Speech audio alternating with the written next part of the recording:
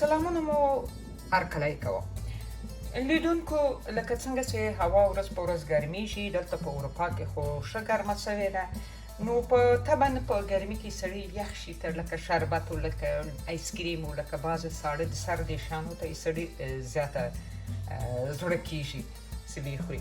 نو زه به نن اول د یو ډول دسر ده دا به زه شروع کړم. انشاءالله زه تاسو ته په دې ګرمیانو کې د آیسکریم د جوړولو طریقې هم څه په کور کې څنګه جوړوو چې هم خوندورې او اقتصادي. خو اول به زه راسم نن تاسو ته دا یو ډول دسر ده د میوې چې دا ډېر خوندور او فایدهمند ده طبعا چې ټوله پکې میوه ده. ما دلته راخیستې دي تاسې وینئ په دې میز باندې څو ډوله میوه ده. البته کولی شئ چې تاسې دې نه زیاته رقم میوې کوئ لا غواړئ فرق پکې راولئ هر ډول میوه چې حتی له یو ډول میوې نه هم جوړولی شئ.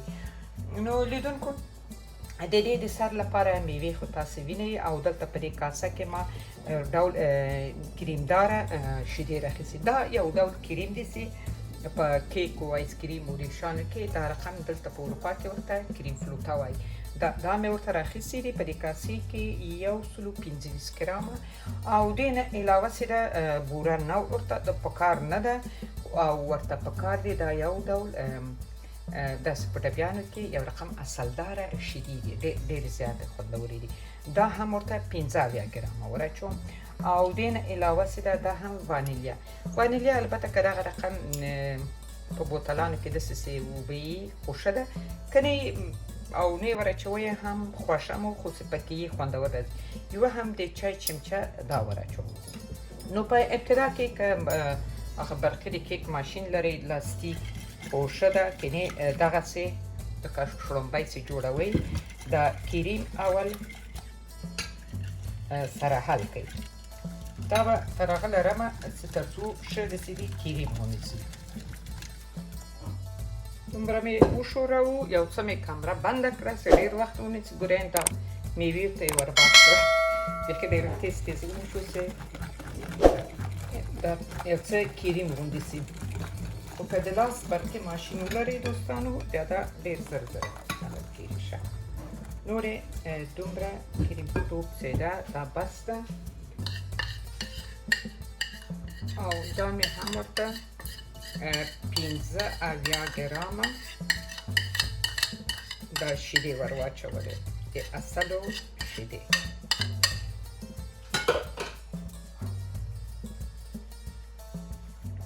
همدغه او دا هم وانیل.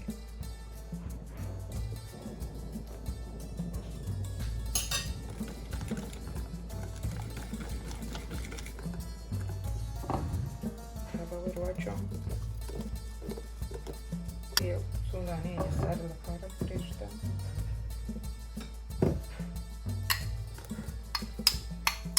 میوه مختلفه ده هم د کیوي دي دا تاسې وینئ. بیا هم میوه د تاسو خپله خوښه چې څومره ور اچوئ. خو دا میوه چې ما راخیستې ده دا ټوله چې ده هر یوې 15 ګرامه تر 40 ګرامه پورې دې ته هم باید وکړي. دا لږ پرېږدم دا یې بیا زه په سر کې ور اچوم. دا اصلا ډېره وه تر 15 زیاته وه دا بیا یو څه کمه وم ټوله هم نه ور اچوم. دا هم سر ته پرېږدم.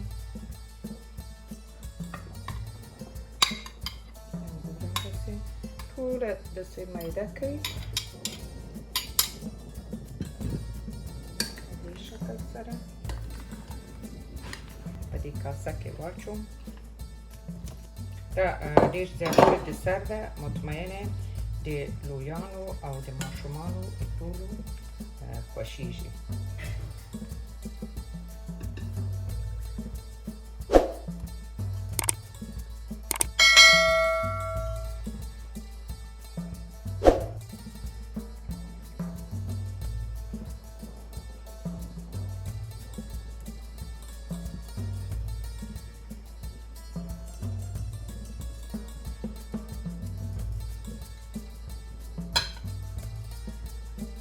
البته دا شیان ورته پکار نه دي هسې د ښایست لپاره یې داسې ور اچوئ که میدونم ضرور هم نمیده.